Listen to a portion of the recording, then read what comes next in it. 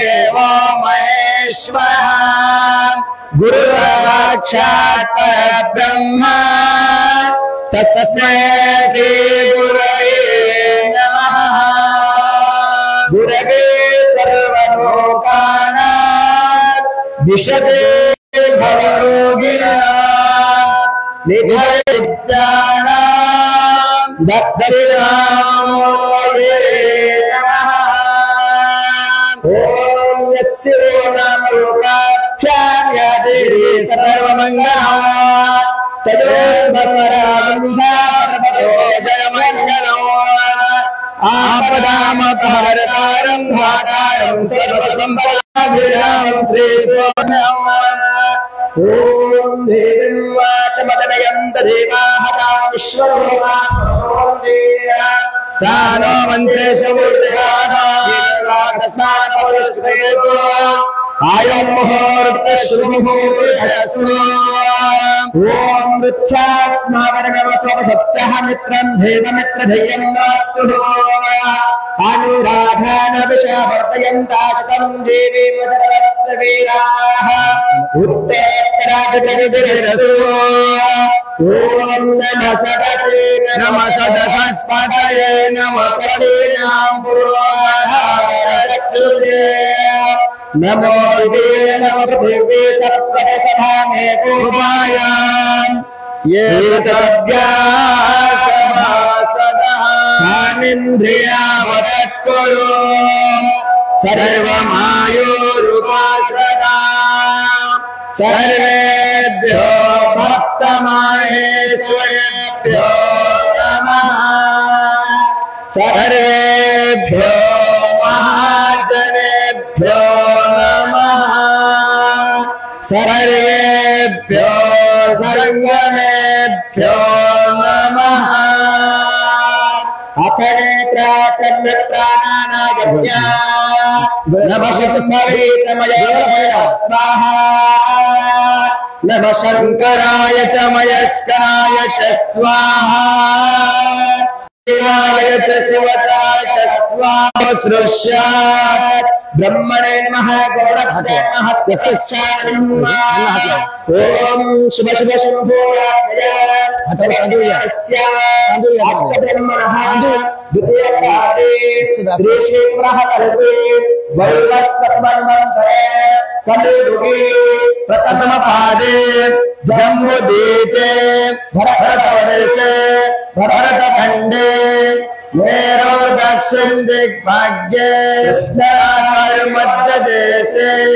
श्रीशैल महाक्षेत्रे श्रीशैल महाक्षेत्रस्य देशे महानान्दजिल्लान्तर्गतः मुख्यभागे श्रीवत्तमनेन श्रीशालिमहादशके प्रभवाविशिष्ट संवत्सराणां मध्ये श्रीशके गुणशिशिकालसा रोहिणाम संवत्सरे दक्षिणायने वर्षा ऋतौ मासोत्तमासे श्रावण मासे चतुर्थकं शुभदिव्यों शुक्लपक्षे उत्तर फाल्गुनी नक्षत्रे शुभयोगे वनचकरणे विष्णुभद्राकरणे गुरुवासरे प्रातःकालस्य शुभयोगे शुभपठने एवं फाल्गुनविशेषाया अस्यां शुभदिको अस्य यजमानस्य श्रीमान् श्रीमठः यजमान गोत्रपन्नः नन्देश्वर श्रीगोत्रोद्भवस्य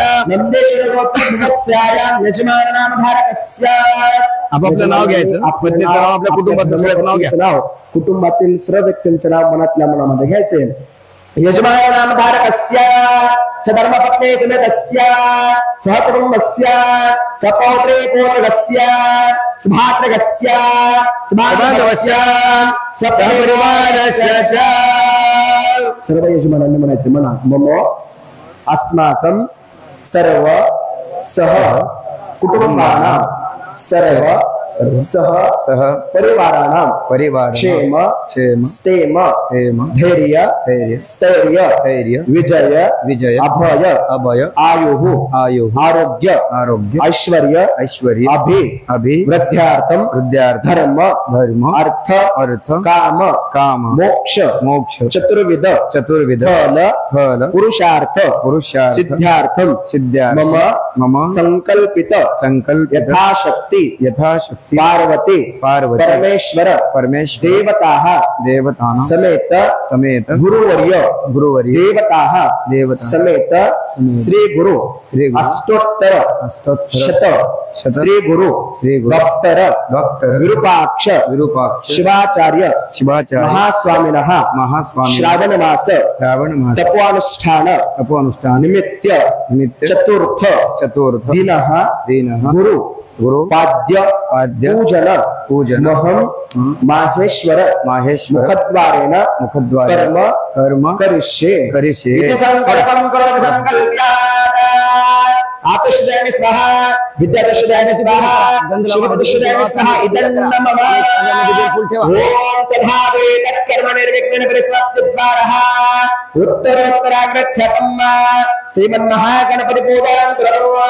स्थलशिक्षा द्रव्यशिक्षा आत्मशिक्षा कलश पूजां करिष्येत कलशं गन्ध कलशस्य प्रयस्तं राजा ओम कलशस्य मुखे रुद्राकण्ठे विष्णु समाश्रितः मूले दशतो ब्रह्मा मध्ये महत्त्वगणस्मृतः कक्षे गोसागराशरे सप्तद्वीपा वसुन्धरा ऋग्वेदो वेदो सामवेदो अथर्वणः अंगे दैवासरे कलशाम्भो समाश्रितः गायत्री चैव सावित्री शान्ति पुष्टि करे तथा आयन्तमव शान्तर्दौ दुरितक्षयकारका गंगे च यमुने चैव गोदावरी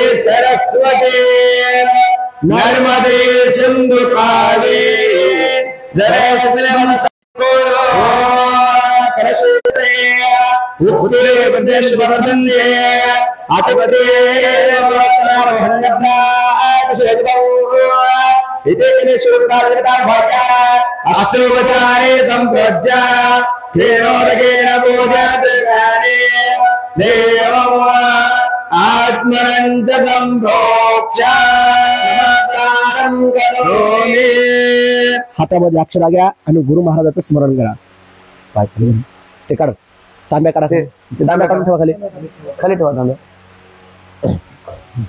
गुरु ब्रह्मा गुरु विष्णु गुरुदेवो महेश्वरा गुरु साक्षात् परब्रह्म तस्मै श्री गुरवे नमः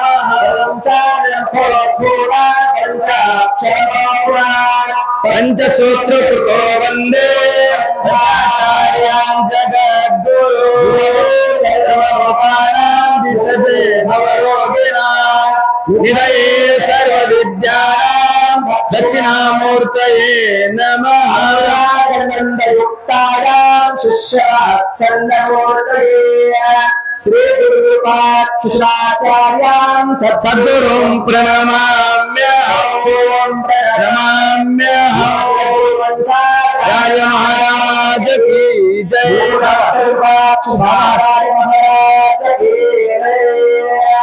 ओम सच्चिदानन्दं प्रकटवामे सच्चिदानन्दाय नमो नमः भवे भवे नाति भवे भवस्वताय नमः ओम नमो जयताय नमः श्रेष्ठाय नमो रुद्राय नमः कालाय नमः कलविकरणाय नमो हरविकरणाय नमो पराय नमो बलप्रमथनाय नमः सर्वभूतगमनाय नमो मनान्मनाय नमः ओम भूतेभ्यो खगोरेभ्यो घोरघोरतरेभ्यः सर्वेभ्यो सर्वेभ्यो नमस्ते अस्तुभ्यरूपेभ्यः ओम विद्महे महादेवाय धीमहि तन्नो रुद्र प्रचोदयात्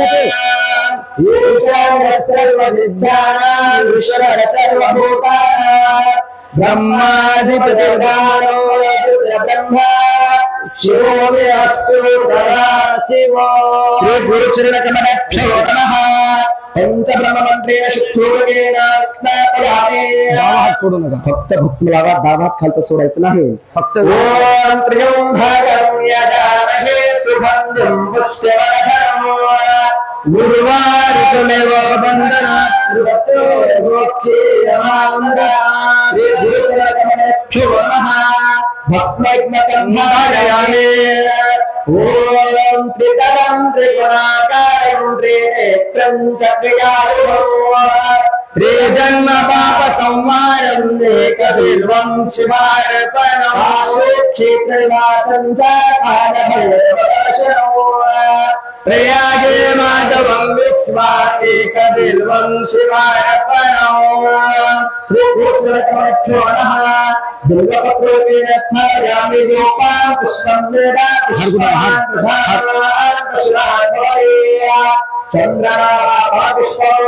पुष्पवान् प्रजावान् पशुमान् भवते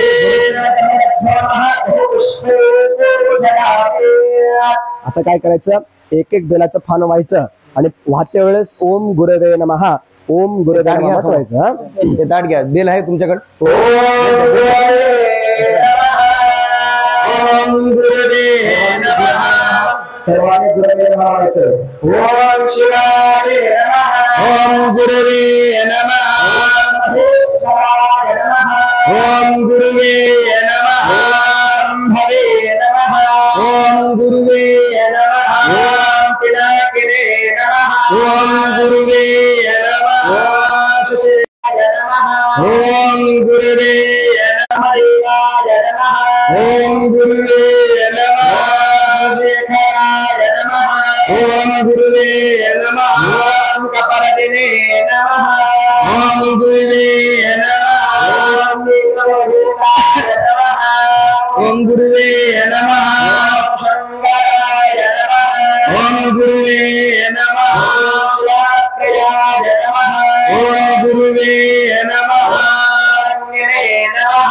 ओम गुरुवे नमः प्रतिष्ठाय नमः ओम गुरुवे नमः नाथाय नमः ओम गुरुवे नमः कंठाय नमः ओम गुरुवे नमः भक्तवत्सलाय नमः ओम गुरुवे नमः भवाय नमः ओम गुरुवे नमः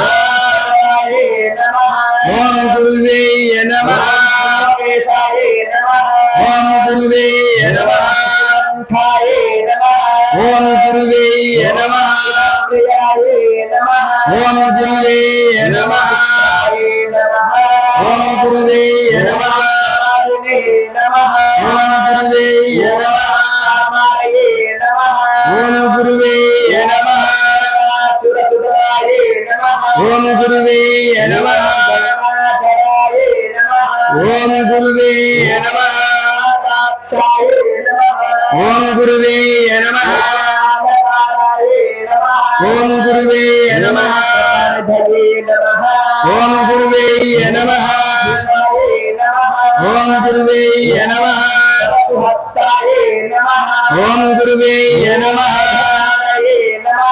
ओम गुरुवे नमः ओम गुरुवे नमः